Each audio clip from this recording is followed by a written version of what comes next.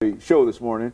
We're talking to Dr. LMadu, and the topic is Iran, from revolution to nuclear ambition. And Dr. Madu has already laid out the ethnic situation in Iran up to this point. And of course, Dr. Madu, let us allow you to continue that conversation that we had earlier. Yeah, and you know, like I said previously, when the clerical establishment and other Iranians felt that, you know, the United States was chewing far more in Iran than they really wanted to. They started coalescing around, you know, the clerical establishment to overthrow the Shah.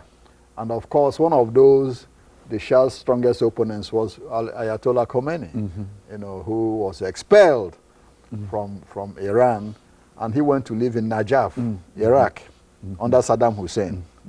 The Shah, you know, reached an agreement with Saddam Hussein later for Saddam Hussein to expel Ayatollah Khomeini from Iran, from Iraq, you know, to Paris. But when he did that, he didn't know he was killing himself. Now, in Iraq, Khomeini and his group didn't have exposure to the world press. Now, when Khomeini got to Neufville-le-Château in France, he got, you know, attention of the world press, which really magnified his fight against the Shah. Okay. Now, when he got there, he was surrounded by a lot of Iranian civilians who were very articulate. Prominent amongst them is Abul Hassan Bani-Sadr, who became the first president. You had Sadegh Gobsadeh, Ibrahim Yazdi, who used to be a cancer research specialist here.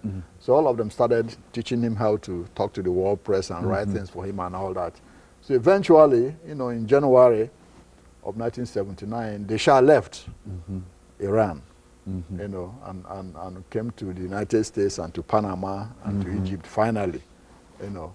And he was replaced. Of course, he appointed the man who replaced him, called Dr. Shapur Bakhtiar. Bakhtiar is from, you know, an ethnic group called the Bakhtiaris. That's how he got his name, Bakhtiar. So he became, you know, the prime minister.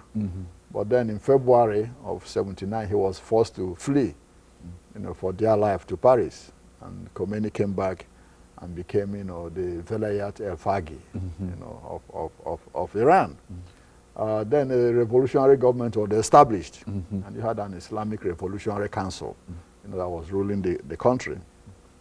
What happened was that Khomeini established what you call an Islamic theocracy. You know, Iran actually is what you call a theocratic democracy. Though we might not like it, but at least they vote. Unlike some of our friends, you know, in the Middle East, where nobody has ever voted. You know, so he had a theocracy with a president, a parliament called a Majlis, Shura, that's the name of their parliament, and three key, you know, what you call three key executive bodies, like the way we have our check, you know, and balances here. Executive, judicial, legislative. Exactly. He had what you call the Assembly of Experts, which is headed now by Hashemi Rafsanjani. His job is to appoint the supreme leader, you know, for life. The supreme leader is appointed for life, but they can remove the supreme leader. It's a council of about 86 members, you know, chosen, you know, for 8 years. Then you have the Council of Guardians, which organizes the elections and monitors this and makes sure people who are, you know, selected, you know, through and pure for the revolution. Then you have the Expediency Council that makes sure anybody running for office and all that, and you know, is correct. So that's how you have the checks and balances. Now, the president of Iran actually doesn't run the show. You know, the show is run by the supreme leader, you know, on the advice of the Assembly of Experts. Now, the supreme leader, you know, is like a pope, because that's why he's for life. You know, it's like a pope.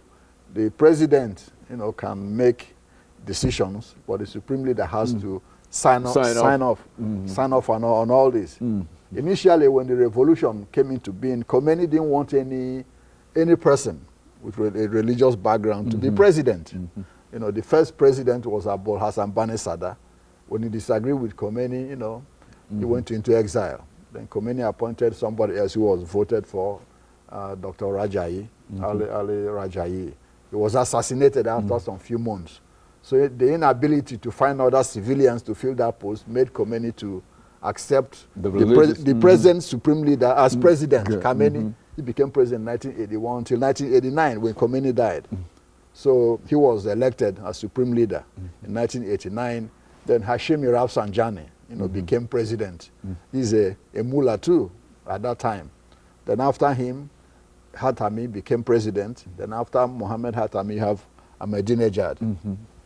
What is very important here is that the current supreme leader actually doesn't have the respect of the clerical establishment because they think he doesn't have the religious credentials to be the supreme leader.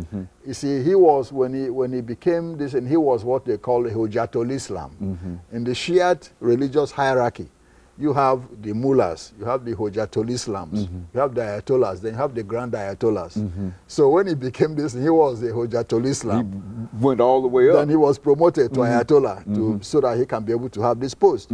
While you have other Grand Ayatollahs, you have somebody called Grand Ayatollah Ali Montazari, who Khomeini anointed first, but then fell out with Khomeini. Then you have another one called Shariat Madari, Muhammad Kazem Shariat Madari. He was a Grand Ayatollah. He's from Tabriz. He was senior to Khamenei. Then you have Ayatollah Mahmoud Telegani. These are all, very much senior to Khamenei. And then, of course, Rafsanjani himself was a Hujjatul Islam on the same level with Khamenei. So that up to today, a lot of that establishment still feel that bitterness that's a part of that. Exactly, that he is not qualified to be the supreme leader.